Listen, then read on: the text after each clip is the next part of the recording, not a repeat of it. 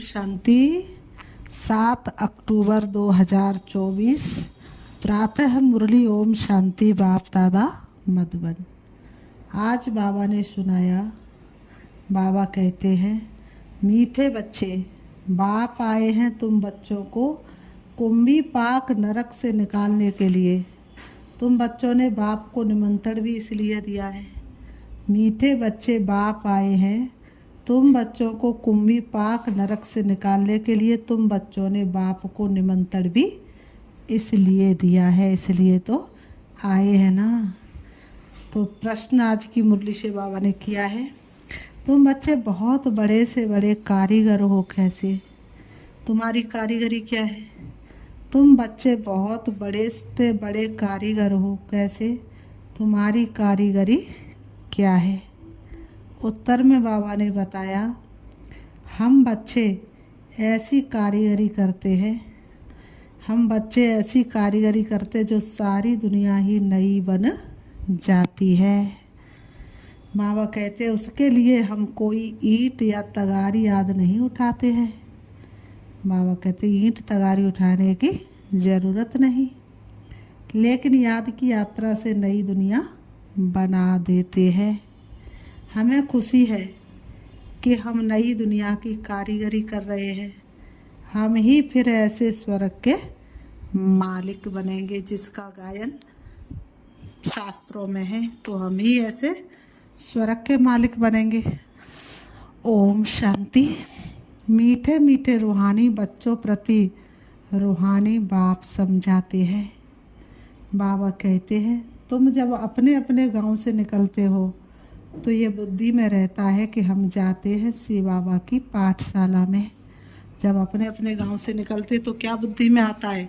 हम जाते अपने शिव बाबा की पाठशाला में।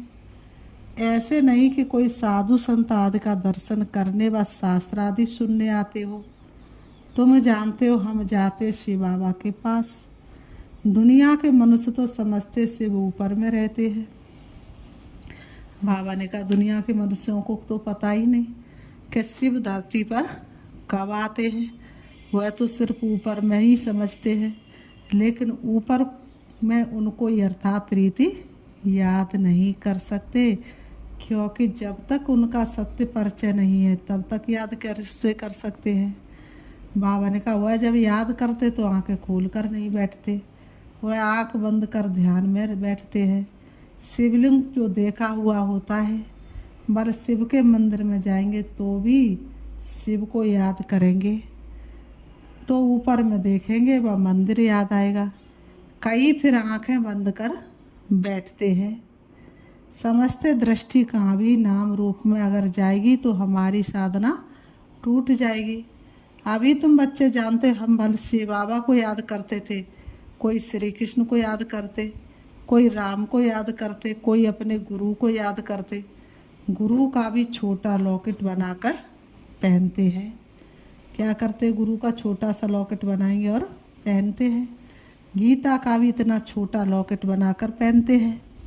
भक्ति मार्ग में तो सब ऐसे ही है, घर बैठे भी याद करते हैं, याद में यात्रा करने भी जाते हैं। यात्रा भी करेंगे तो भी याद में करेंगे, लेकिन किसको याद करते हैं ये अर्थात पता नहीं। चित्र तो घर में रखकर पूजा कर सकते हैं, परंतु ये भी भक्ति की रस्म पड़ी हुई है। जन्म जन्मांतर यात्राओं पर जाते हैं, चारों धाम की यात्रा करते। 4 धाम क्यों कहते हैं? वेस्ट ईस्ट नॉर्थ साउथ, चारों का चक्र लगाते हैं। भक्ति मार्ग जब शुरू होता है तो पहले एक की भक्ति की जाती है, उसको कहा जाता है अभिचारी भक्ति। सतो प्रधान थे, अभी तो इस समय है तमो प्रधान।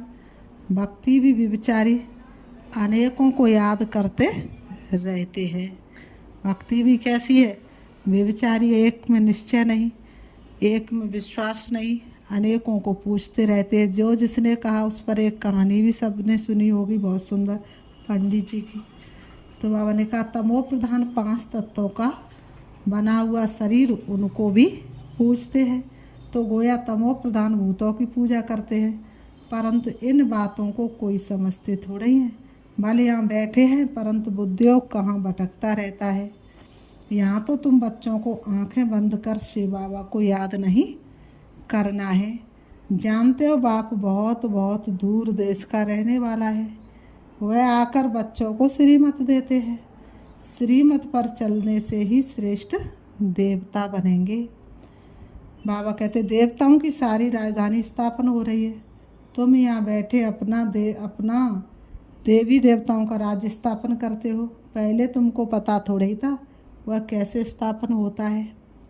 बाबा ने कहा पहले तुमको पता थोड़ी नहीं था कि राधे कृष्ण की दुनिया कैसे आती है।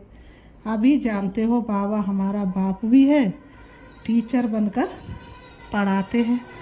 तूने ही वेद खोले सारे अगम निगम के, भगवान ही आकर के अगम निगम के वेद खोलते हैं और फिर साथ भी ले जाएंगे और वापस भी ले जाएंगे, सदगति करेंगे।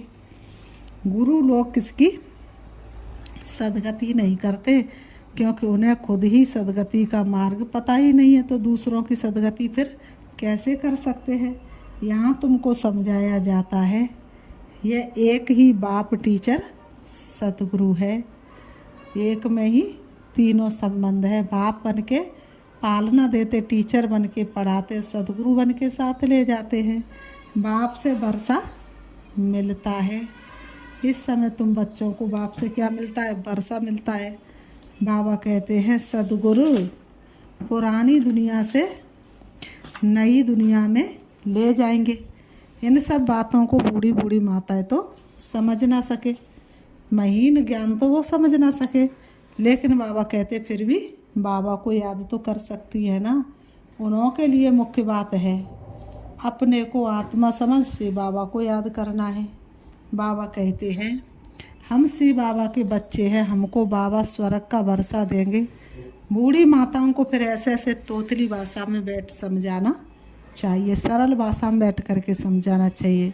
ऐसे नहीं कि जो पढ़े लिखे को कोर्स कराओ वही बूढ़ी माता, नहीं, उनके लिए बहुत ईजी सरल शब्द यूज करने चाहिए ताकि उनकी बुद्धि में ज्ञान बैठ जाए।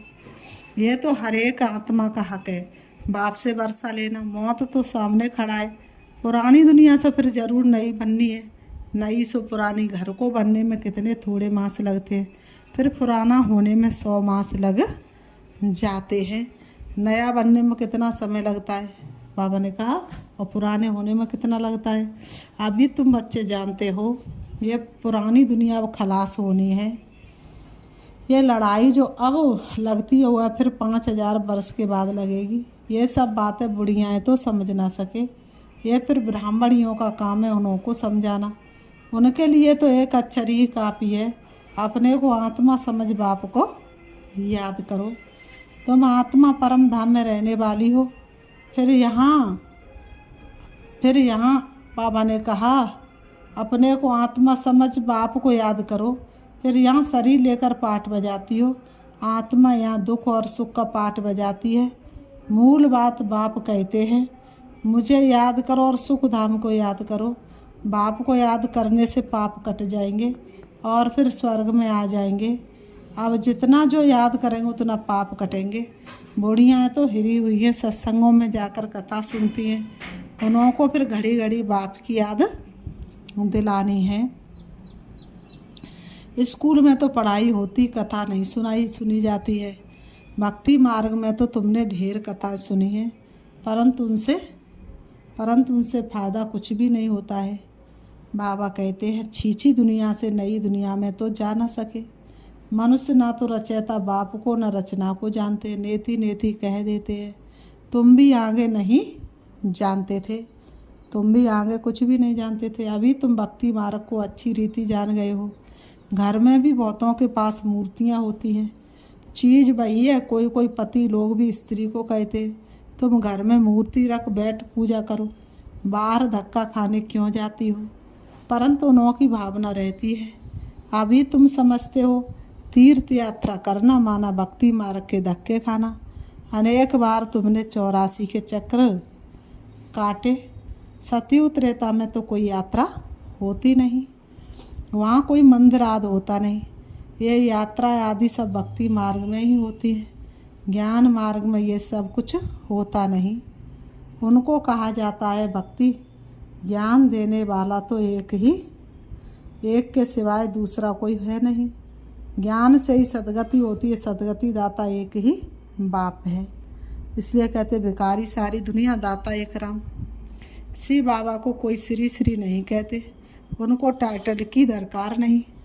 ये तो बड़ाई करते हैं, उनको कहते ही हैं शिव बाबा। तुम बुलाते शिव बाबा हम पतित बन गए, हमको आकर पावन बनाओ। भक्ति मार्ग के दुबन में गले तक फंस पड़े हैं, फंसकर फिर चिल्लाते हैं। विषय वासना के दुबन में एकदम फंस पड़ते हैं। सीढ़ी नीचे उतरते उतरते फिर बाबा ने कहा फंस पड़ते हैं, कोई को भी पता नहीं पड़ता। तब कहते बाबा हमको निकालो।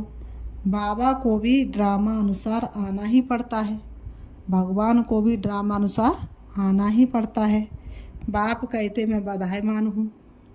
भगवान के पास किसी का बंधन नहीं, लेकिन भक्तों के बंधन में बंधा हुआ है। इन सबको दुबन से निकालने, इनको कहा जाता कुंभी पाक नरक, रौरव नरक भी कहते हैं। ये बाप बैठ समझाते हैं, उनको पता थोड़े हैं। बाबा ने कहा बाप बैठ सबको समझाते, भक्तों को कुछ पता थोड़े हैं। बाबा कहते हैं तुम बाप को देखो निमंत्रण कैसा देते हो। निमंत्रण तो कोई शादी मुरादी आदि पर दिया जाता है। तुम कहते हो हे पतित पावन बाबा, इस पतित दुनिया रावण की पुरानी दुनिया में आओ। बाबा ने कहा निमंत्रण कहाँ का दिया जाता है, शादी मुरादी का। और तुम बाप को कहाँ निमंत्रण देते हो, पतित दुनिया। भगवान आओ और हमें पतित से पावन बनाओ। हम गले तक इसमें फंसे हुए हैं, नाव हमारी ममर में फंसी है, निकालो। तो सिवाय बाप के और तो कोई निकाल ना सके। कहते भी है दूर देश का रहने वाला शिव बाबा, ये रावण का देश है। सबकी आत्मा तमो प्रधान हो गई है, इसलिए बुलाते भी है कि आकर पावन बनाओ। पतित पावन सीताराम ऐसे गाते चिल्लाते हैं। रघुपति राघव राजा राम और पतित पावन सीताराम ऐसे चिल्लाते, ऐसे नहीं कि ये पवित्र रहते हैं, ये दुनिया ही पतित है। रावण राज्य है, इनमें तुम फंस पड़े हो। फिर ये निमंत्रण दिया है बाबा आकर हमको कुंभी पाक नरक से निकालो। फिर बाबा को ये निमंत्रण दिया, बाबा कुंभी पाक से निकालो। तो बाप आए हैं, कितना तुम्हारा ओबीडियंट सर्वेंट है।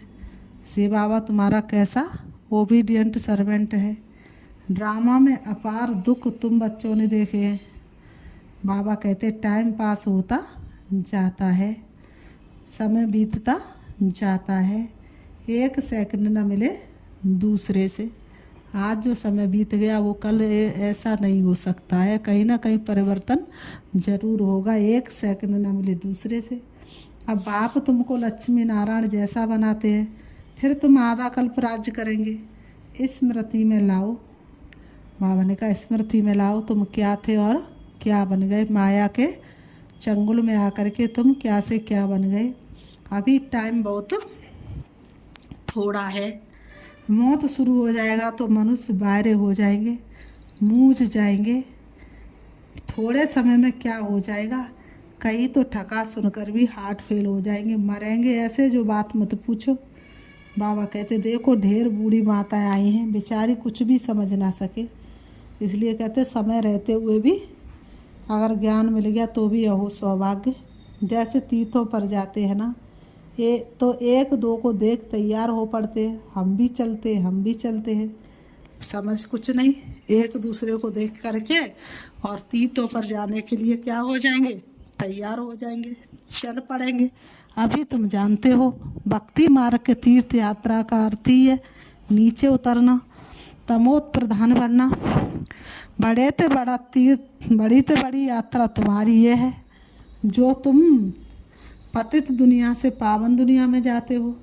तो इन बच्चियों को कुछ तो शिव बाबा की याद दिलाते रहो। बाबा कह रहे इन बच्चियों को कुछ तो शिव बाबा की याद दिलाते रहो। बाबा कहते शिव बाबा का नाम याद है, थोड़ा बहुत सुनती हैं तो स्वर्ग में आएंगी। ये फल जरूर मिलना है, बाकी पद तो है पढ़ाई से, उसमें बहुत फर्क पड़ जाता है।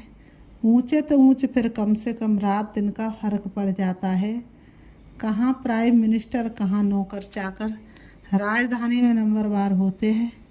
बाबा कहते स्वर्ग में भी राजधानी होगी, परंतु वहाँ पाप आत्मा गंदे विकारी नहीं होंगे। वह है ही निर्विकारी दुनिया। तुम कहेंगे हम ये लक्ष्मी नारायण जरूर बनेंगे।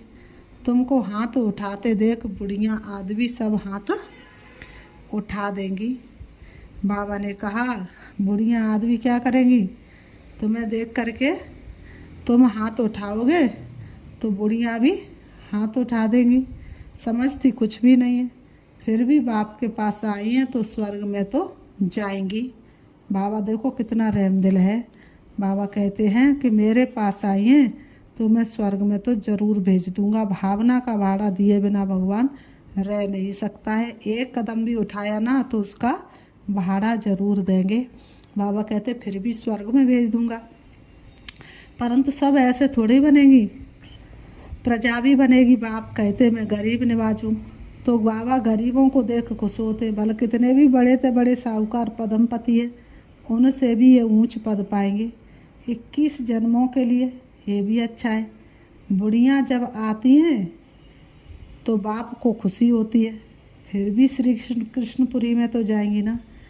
बाबा ने कहा बूढ़ी माताओं को देख करके बाबा को बहुत खुशी होती है, फिर भी श्री कृष्णपुरी में तो जाएंगी ना। ये तो है रावणपुरी। ये किसकी पुरी है? रावण की। जो अच्छी रीति पढ़ेंगे तो श्री कृष्ण को भी गोद में झुलाएंगे। अभी तो मूर्ति को झुलाते, फिर बाबा ने कहा प्रैक्टिकल गोद में झुलाएंगे।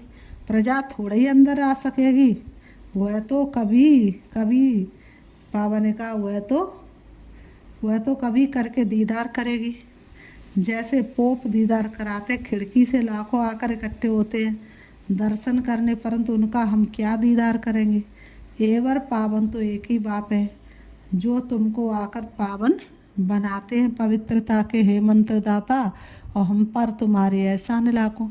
तो भगवान ही तो आकर के पवित्रता का मंत्र पढ़ाते, और तो कोई पढ़ा ना सके। सारे विश्व को सतो प्रधान बनाते हैं। वहाँ ये 5 भूत रहेंगे नहीं, ये 5 विकारी तो नरक का द्वार है। सत्ययुग त्रेता में ये 5 भूत रहेंगे ही नहीं। 5 तत्व भी सतो प्रधान बन जाते हैं। वो भी क्या बादशाहत थी, गगन धरती हमारे थे, तुम्हारे गुलाम बन जाते। कभी भी ऐसी गर्मी नहीं होगी जो नुकसान हो, भवन का जो नुकसान हो जाए। 5 तत्व भी कायदे अनुसार, बाबा कहते वहाँ 5 भूत होते नहीं, वहाँ 5 भूत रहेंगे नहीं। 5 तत्व भी सतो प्रधान बन जाते, तुम्हारे गुलाम बन जाते। कभी भी ऐसी गर्मी नहीं होगी जो नुकसान हो जाए। 5 तत्व भी कायदे अनुसार चलते, अकाल मृत्यु नहीं होती। अभी तुम स्वर्ग में चलते हो तो नरक से बुद्धि को निकाल लेना चाहिए। जैसे नया मकान बनाते तो पुराने से बुद्धि हट जाती है, बुद्धि नए में चली जाती है। ये फिर है बेहद की बात। नई दुनिया की स्थापना हो रही है, पुरानी का विनाश होना है।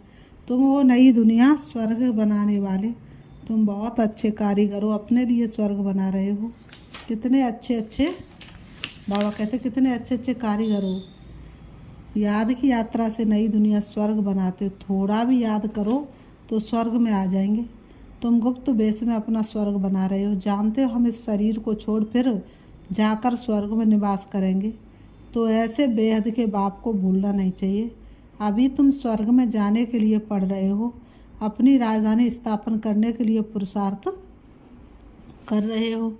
यह रावण की राजधानी खलास हो जानी है तो अंदर में कितनी खुशी होनी चाहिए। हमने ये स्वर्ग तो अनेक बार बनाया है, राजा ही ली फिर गवाइए। ये भी याद करो तो बहुत पाप भस्म होंगे। कितना सहज रीति तुम स्वर्ग की स्थापना कर रहे हो। पुरानी दुनिया के विनाश के लिए कितनी चीज़ें निकलती रहती हैं। कुदरती आपदाएं, मूसल मिसाइल आदि द्वारा सारी पुरानी दुनिया खत्म होगी। अब बाप आए हैं तुमको श्रेष्ठ मत देने, श्रेष्ठ स्वर्ग की स्थापना करने। अनेक बार तुमने ये स्थापना की है तो बुद्धि में याद रखना चाहिए। अनेक बार राज्य लिया फिर गवाया है, ये बुद्धि में चलता रहे। और 1-2 को भी यही बातें सुनाओ। दुनियावी बातों में समय नहीं गंवाना चाहिए। बाप को याद करो, सुदर्शन चक्रधारी बनो। यहाँ बच्चों को अच्छी रीति सुनकर फिर बहुत उंगारना है, सिमरण करना। बाबा ने क्या सुनाया से बाबा और वर्षे को तो ज़रूर याद करना चाहिए। बाप हथेली पर बहस्त ले आए हैं, पवित्र भी बनना है, पवित्र नहीं बनेंगे तो सज़ा खानी पड़ेगी। पद भी बहुत छोटा पालेंगे, स्वर्ग में ऊंच पद पाना तो अच्छी रीति धारण करो। बाप रास्ता तो बहुत सहज बताते हैं। फिर बाबा ने कहा अच्छा, मीठे मीठे सिकीलते बच्चों प्रति माता पिता बाप दादा का याद प्यार और गुड मॉर्निंग। रूहानी बाप की रूहानी बच्चों को नमस्ते। हम रूहानी बच्चों की रूहानी बाप दादा को याद प्यार और नमस्ते नमस्ते नमस्ते। धारणा के लिए मुख्य सार नंबर 1, बाबा ने कहा बाप जो सुनाते उसे अच्छी तरह सुनकर फिर उगारना है। दुनियावी बातों में अपना समय नहीं गंवाना है। बाप जो सुनाते हैं उसे अच्छी तरह सुनकर फिर उगारना, दुनियावी बातों में अपना समय नहीं गंवाना। नंबर 2, बाप की याद में आंखें बंद करके नहीं बैठना है। श्री कृष्ण की राजधानी में आने के लिए पढ़ाई अच्छी रीति पढ़नी है। आज की मुरली से बाबा ने वरदान दिया, मन बुद्धि को झमेलों से किनारे कर मिलन मेला मनाने वाले झमेला मुक्त भव। मन बुद्धि को झमेलों से किनारे कर मिलन मेला मनाने वाले झमेला मुक्त भव। स्पष्टीकरण है, कई बच्चे सोचते ये झमेला पूरा होगा तो हमारी अवस्था व सेवा अच्छी हो जाएगी, लेकिन झमेले पहाड़ के समान है। पहाड़ नहीं हटेगा, लेकिन जहाँ झमेला हो वहाँ अपने मन बुद्धि को किनारे कर लो, या उड़ती कला से झमेलों के पहाड़ के भी ऊपर चले जाओ तो पहाड़ भी आपको सहज अनुभव होगा। झमेलों की दुनिया में झमेले तो आएंगे ही, आप मुक्त रहो तो मिलन मेला मना सकेंगे। आज की मुरली से बाबा ने स्लोगन दिया, इस बेहद नाटक में हीरो पार्ट बजाने वाले ही हीरो पार्टधारी हैं। इस बेहद नाटक में हीरो पार्ट बजाने वाले ही हीरो पार्टधारी। अच्छा, ओम शांति, ओम शांति।